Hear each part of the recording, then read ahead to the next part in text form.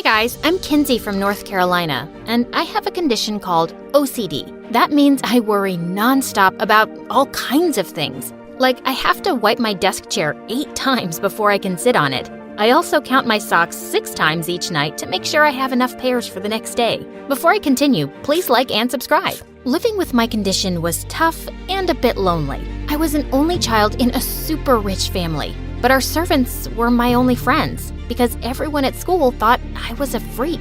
One time, I was sitting in class next to a girl who kept staring at me. "What are you doing with your colored pencils?" "Duh, I'm organizing them so they all face the same way." "You've organized them like 50 times. What are you, a robot?" Everyone started laughing, except this one boy named Blake.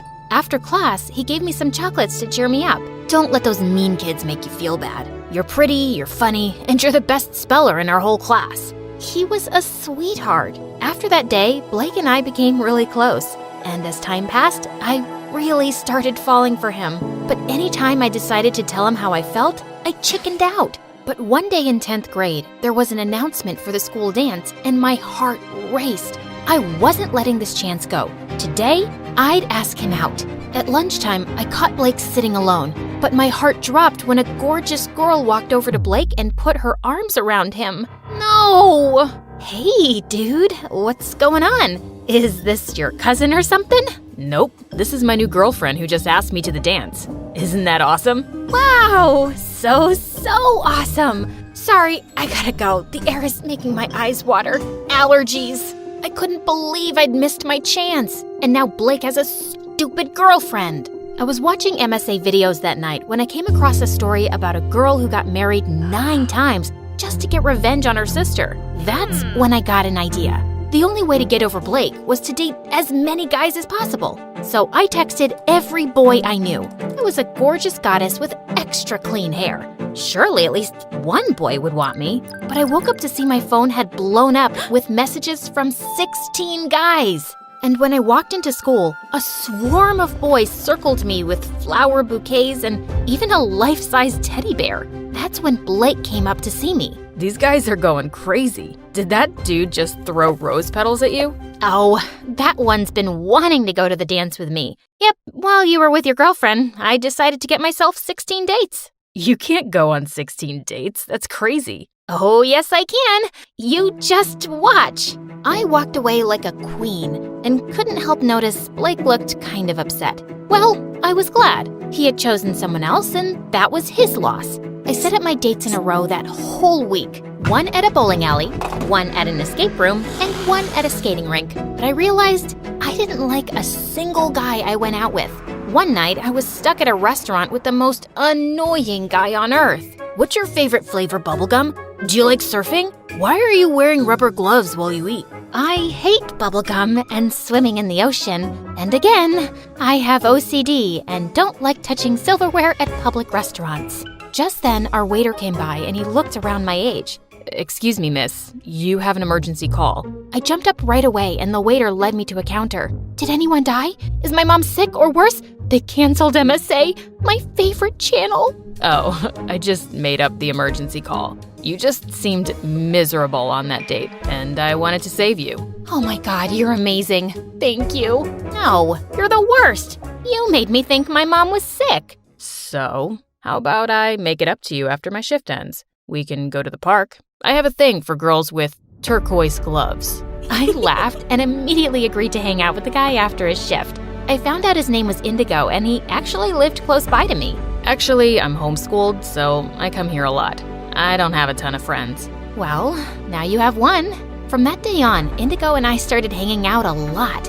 I had made a commitment to go on every one of my dates. My mission wasn't complete, so every time I'd go on a bad date at his restaurant, Indigo would come up with some excuse to rescue me, and we had the best time laughing over it. Then one day, Blake and I decided to catch up over coffee. How come you and Indigo hang out so much? I thought you were busy dating 16 guys. Now I'm down to 9 guys. I still haven't found anyone yet, but whatever. Indigo's my friend, and I really like him. Oh, so you like him. Didn't you say he doesn't have any friends? That doesn't seem a little off to you or anything. There isn't anything off about him. Why can't you just be happy that I made a new friend? He's the only person besides you who doesn't think I'm a weirdo. I am happy for you. Why wouldn't I be happy? I just don't want you getting hurt since you obviously like him. God, what a drama queen. But the more I hung out with Indigo, I wondered if Blake was onto something. Indigo was lovely, but he also never invited me to his house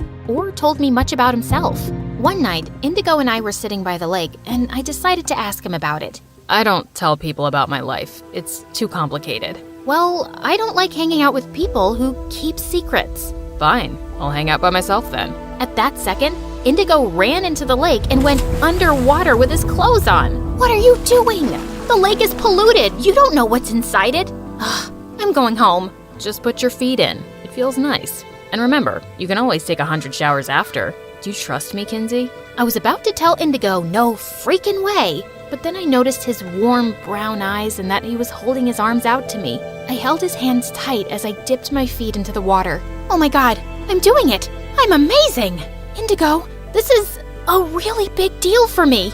Well, I'm honored to be by your side during such a big moment in your life. Indigo smiled at me, and suddenly, I pulled him close and kissed him. I felt my heart race like never before. I fell asleep thinking about Indigo that night. I could still feel his lips. But the next day, I heard a knock on my window, and it was Blake. Blake, what are you doing here? Kinsey, I'm in love with you. I've been in love with you for years, but I never had the guts to tell you. That's why I got a girlfriend, but I ended things between us. You're the only one I want to be with. I couldn't speak. My head was spinning. I'd wanted to hear those words for so long. So, do you love me back? Can you squeeze in a 10th guy to date? Before I could reply, there was another knock at my window, and it was Indigo. Well, I understand everything now. Indigo is the guy you love. I came over because I never heard back from you after we kissed. Is it because you're in love with him? Oh God, oh God. I sat on my bed and both boys sat on either side of me. Okay, it's true. I like both of you, but I don't know who I like more, and I don't want to hurt anyone. Fine then. There's only one way to settle this. You cancel the rest of your 9 dates and date both of us for a few weeks, and then decide who you want to be with. Indigo agreed, and suddenly, the two of them were arguing about where they'd take me and what gifts they'd buy. I kicked them both out so I could go to sleep and take a frickin' bubble bath. But I agreed to their date plan since it was probably the best course of action. Blake was first and invited me over to his house for a candlelit dinner. He was even wearing a suit and playing romantic music. I thought the two of us could have a slow dance before we ate. I actually would love that. Blake pulled me close and my heart fluttered. Even with everything that had happened, I did still love him. But then suddenly, Blake pulled away. What happened to your hands, Kinsey? They're not peeling or red anymore. They look normal. I've been washing my hands a little less. Still a lot, but not 30 times a day. Oh, you wouldn't believe what Indigo made me do the other day. I told Blake about how I dipped my feet into the lake, and he looked really surprised. That's really big for you, isn't it? I'm glad. Anyway, let's have dinner. I had all your favorites made. The next evening, Indigo took me out to see the symphony, and later we went out for a moonlit walk. We ended up roaming the streets for 2 hours because I wanted to count 333 lampposts, and Indigo was more than happy to oblige. The next couple of weeks were a whirlwind of romantic dates, but making my decision wasn't getting any easier. Blake was the boy I'd always loved, but Indigo had left his mark in a short time, and now I couldn't imagine not having him in my life.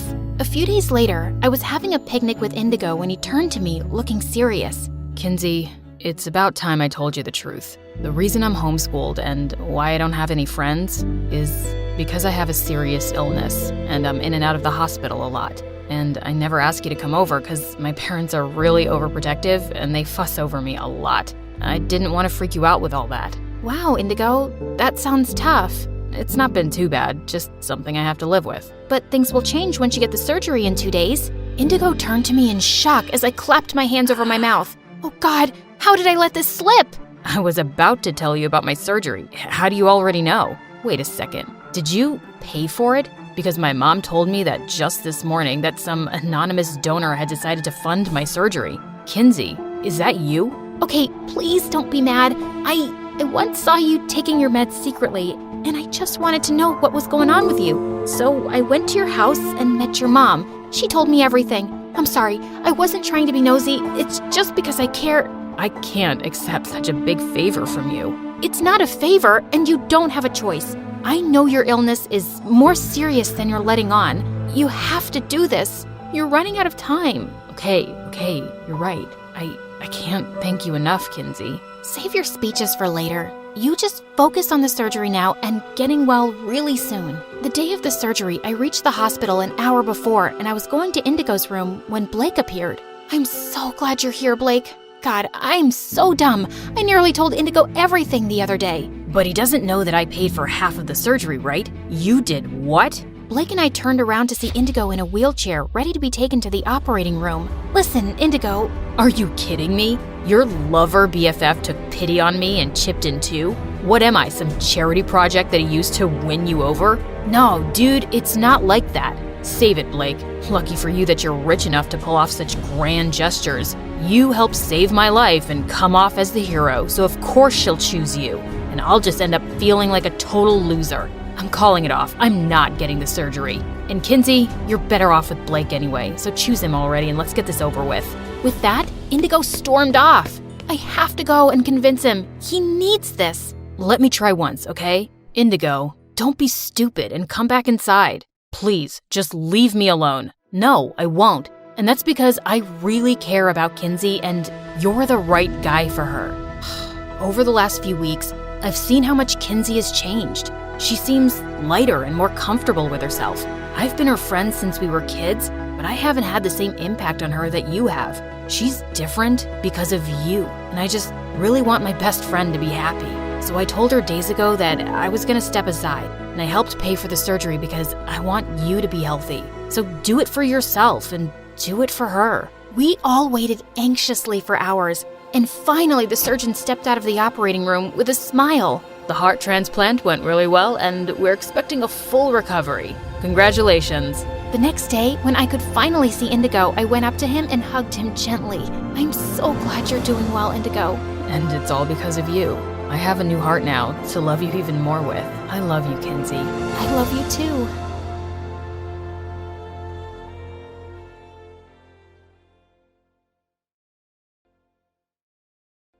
Hi, I'm Belle from France. Please like and subscribe. I'd lived in an orphanage ever since I could remember, but I was always curious about my parents, and I'd annoy the warden with my questions. Are you an evil witch who took me from my parents because my hair has magic powers? Tell me now, or else. I heard about a girl whose parents were astronauts and they got stuck on the moon. Do you think my parents are there too? Are you skipping class again? Why are you such a nuisance? There you are, Belle. So sorry, ma'am. I'll just take her away. Miss Vivian was our teacher and my best friend at the orphanage. She couldn't have children of her own, and she was really attached to me.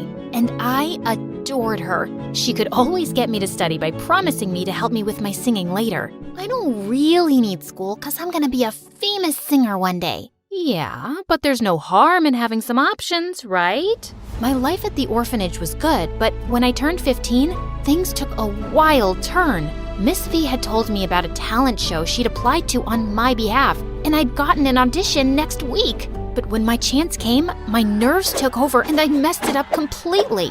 Miss V tried consoling me, but I was just really disappointed with myself. As we were walking back home, I suddenly saw a masked guy running my way, with a lady yelling behind him. He took my bag. Please, stop him. Without another thought, I grabbed a trash can and threw it in the thief's way, making him trip over it. I snatched the bag from him before he managed to run away. As the woman came closer, my jaw dropped. She was a singer named Madeline, and I was a huge fan. OMG, Madeline, is it really you? I just love... No, don't touch me. You touched trash just now. Then she took her bag from me and walked off to her car without even saying thank you. Hey, you're so rude. Just because you're a celebrity, you think you can treat people like garbage? Some of the people watching us had started recording on their phones and booing Madeline. No, wait, I wasn't going to drive away. Sweetie, I'm sorry. I was just shaken because of that thief. Please, come in. I'll drop you wherever you want. I knew she was just being nice because of the angry mob, but she kept insisting. So I agreed, and she took us back to the orphanage. But the next morning when I went downstairs, I was surprised to see some kids gathered around Madeline, and she said she needed to talk to me privately.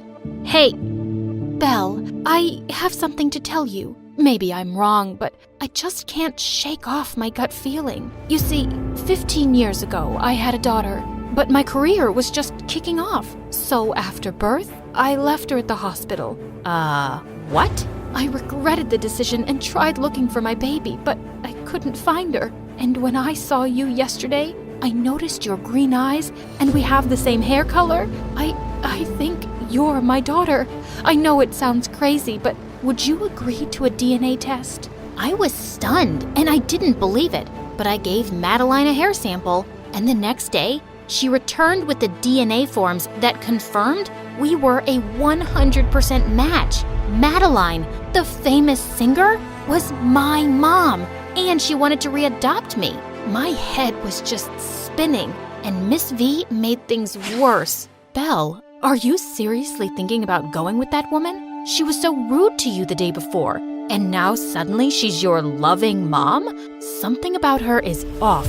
I can feel it. Come on, she was stressed that day, and the DNA test shows she's my mom. I've always wondered who my parents are, and now I get the chance to know one of them, to have a family. I'm just supposed to let that go? I thought I was your family, and I can't let you go with her. I won't. You can't stop me, Miss V. This is hard for me too, but you're just being paranoid. Miss Vivian's eyes teared up, and she just walked off. Well, if she couldn't be happy for me, then fine. And I left with Madeline soon after. I couldn't help overhearing that woman, and she was being so weird and possessive about you. It's not normal. It's also not normal for a mom to abandon her child for her career. I may have agreed to come with you, but I haven't forgiven you yet. And Miss V loves me. Sweetie, I understand your anger, and I have a lot of making up to do. You want to be a singer, right? I will start by making that happen. Also, if Miss Vivian loves you, she should be happy you're getting a better life. I felt troubled, but then forgot everything when we reached Madeline's mansion. It was bigger than a mall. My assistant Juliet will show you to your room, and then I have an amazing spa day planned for us. Juliet wouldn't make eye contact with me, and after taking me to my room, she walked off without a word. Rude. But I couldn't help being excited that I was gonna live like royalty. I was hoping to get to know Madeline more, but the spa day was more of a makeover day. And the next thing I knew, I was being whisked off to a TV interview. Madeline, I'm not ready for this. I've never been on camera, and I need time to process everything. What's there to process, love? You're the daughter of a star, and you need to believe it. And I just can't wait for the world to see my angel. Also, could you please call me Mom? The next few weeks were a blur of interviews and events, and we were constantly surrounded by paparazzi. Madeline would always get so emotional, and people just loved the story of how we'd been reunited after all these years. But I still didn't know much about my mom. We hardly got the chance to be alone, and she hadn't even heard me sing yet. Late one night, I went down to the kitchen when I heard loud voices from Madeline's studio in the basement. Juliet, you don't sound good on this song at all. Well, I'm sorry, but I had a cold that day. We're just gonna have to record it again. And when I heard Juliet singing, I nearly had a stroke. That was Madeline's voice. Just then, Madeline spotted me, and she asked me to come in. I guess there's no point in trying to hide anything now.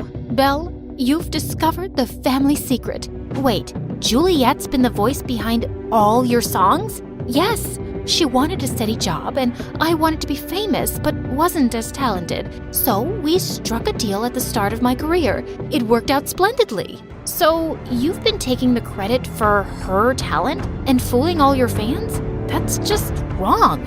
Excuse me, I didn't ask for your opinion. Okay, so I'm not completely honest with my fans, but either way, I still entertain millions. You're too naive to understand all this, and you're certainly not allowed to tell anyone. Do you hear me? Maybe Miss V was right about her. If she could lie about such a big thing, who knew what else she was lying about? Honey, I want to apologize for the way I spoke to you, and I got you the latest iPhone. This doesn't make up for it. I've always admired you as a singer, and now I find out it's all fake, and no one will ever know it's Juliet. Belle, do you know what it's like to really want something, but everyone tells you can't have it? I always dreamed of being a singer, but my family said I wasn't good enough, and I just wanted to show them. Juliet willingly signed the contract, and I've always paid her generously. I'm not trying to hurt anybody. I guess, as long as you're paying Juliet well and treating her nicely, I can keep your secret. That's my girl, and no interviews tomorrow. We'll have a movie night. Just you and me. The next evening, while we were watching a movie, I turned to Madeline. Do you have some skin cream? My birthmark is really itchy. Madeline pulled out a jar from her drawer, but when I asked her to put it on, she looked confused.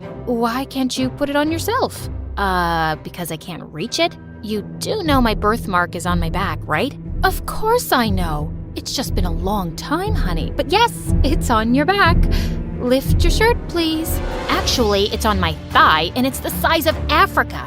The only way you'd forget that is if you never knew it in the first place. What's gotten into you? Madeline, I know you're not my mom. You've lied about everything. So I really don't have to believe that DNA test either. Okay.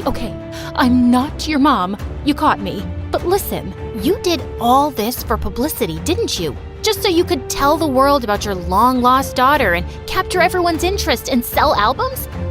You're a monster. Please, let me explain. I did do it for publicity because it's so hard to stay on top in this industry. But I do love you and I want to have you around. If I did something that helps me and also gives an orphan an amazing life, why is that a bad thing? I'm not your charity case to show off and use to make money. It's late now, but tomorrow morning, I'm going back to the orphanage. I won't lie to anyone about being your daughter. I stormed off to my room before Madeline could say more. She was unbelievable. But the next morning, when I went down with my bags, I saw a doctor leaving Madeline's room, and I found out that she had a high fever. I was sure she was faking that too, but the doctor confirmed that she was down with a bad infection. Belle, please, come here. Listen, I'm sorry. Please, don't go. Not like this. Madeline, just get some rest, okay? I'm here. I didn't want to stay, but I just couldn't leave her when she was so sick. The paparazzi were going to find out when I went back to the orphanage, so I'd let her deal with all that media frenzy once she was better. But I couldn't help calling Miss Vivian, and hearing her voice, I broke down and told her everything. I'm so sorry. You were right about Madeline. Her whole life is a lie, and she pulled me into it. And maybe I never really believed she was my mom, but I wanted to. I don't blame you, Belle. And I was being selfish too, because it was hard to let you go. I can't wait to see you soon. I stayed by Madeline's side till she recovered completely. But as I was packing my stuff again, Madeline walked into my room. Belle, don't leave me, please. You're only saying that because you're worried about your reputation once the truth comes out. Sorry, I can't help you anymore. Then let me make you an offer you can't refuse. I want to feature a duet by you and Juliet on my album releasing next week. And then I'll launch your solo career. The publicity we've received helps us both. With me, you can become a pop star overnight. You'll never get a chance like this again. Trust me. Here Madeline was, handing me my dreams on a silver platter. And it was true. Once I got back to the orphanage, people would forget me soon, and I'd struggle to be a singer. I couldn't really trust her. But Madeline called me and Juliet to the studio the very next day to record a song together. It was the most thrilling experience, and she was blown away by my talent. You have the voice of an angel, darling. You're really gonna go places. The album was released, and it exploded. The duet people thought Madeline and I sang together shot straight to #1 on the charts, and it was all you could hear everywhere. One day, when Madeline and I were at an album signing event, I spotted Miss V in the line and ran to her. Miss V, how've you been? I've been meaning to call. But you got busy becoming a star, right? I'm happy that your dreams are coming true, but are you sure this is how you want it? What do you mean? You said Madeline's whole life was a lie, and now yours is too. You're part of her secret, and you're faking being her daughter. This lie will just grow deeper, and then you'll have to give it up forever. Are you okay doing that? I stood there speechless. I just came to tell you that I got a job in another city, and I'm leaving next month. I wanted to wish you luck and say goodbye. I hope you'll do the right thing, Belle. I know you have that in you. I was bummed out for days after that meeting, and I just couldn't shake off her words. Soon after, Juliet came down with a bad throat infection. It turned out to be laryngitis, and she recovered in a couple of weeks. But the doctor said she could no longer sing, and Madeline went ballistic. What? No, you're fine now. You can speak, right? Why can't you sing? The doctor said straining her vocal cords could damage them forever. But she has to try. I'll take you anywhere to get you treated. Madeline, I've served you for 15 years. I think I'm done, okay? Done? You're done? Have you forgotten our deal and what I can do? What are you talking about? My mother worked as a maid in Madeline's family home, and my brother stole all their precious heirlooms. He'd already sold them by the time he got caught, and he was going to end up in prison for years. But Madeline kept him out, as long as I agreed to be her singing voice. I've been repaying her debt all this time, but I'm just tired now. Juliet, if the robbery happened 15 years ago, she can't charge your brother for that crime anymore. You don't know what you're talking about. And why are you complaining, Juliet? You were just a maid and I've done so much for you. Just stop. You're a terrible person who'll always find a way to justify every selfish act. Juliet is done with you, and so am I. And so is your career because you have no talent. And the family you wanted to impress so badly, well, I don't see them around either. Enjoy the rest of your sad, lonely life with your money, because that's what you did everything for. Juliet and I left Madeline for good, and I couldn't get fast enough to the orphanage. Miss V was leaving that day, and I hoped I wasn't too late. I caught her just as she was putting her bags in a cab. Belle? What are you... I did the right thing, Miss V. And wherever you're going, I'm coming with you. I won't take no for an answer. I would like nothing more, love, but what about your career? I'll tell everyone the truth, and then we'll figure it out. I actually have talent, remember? I want to do things the right way, even if it's harder.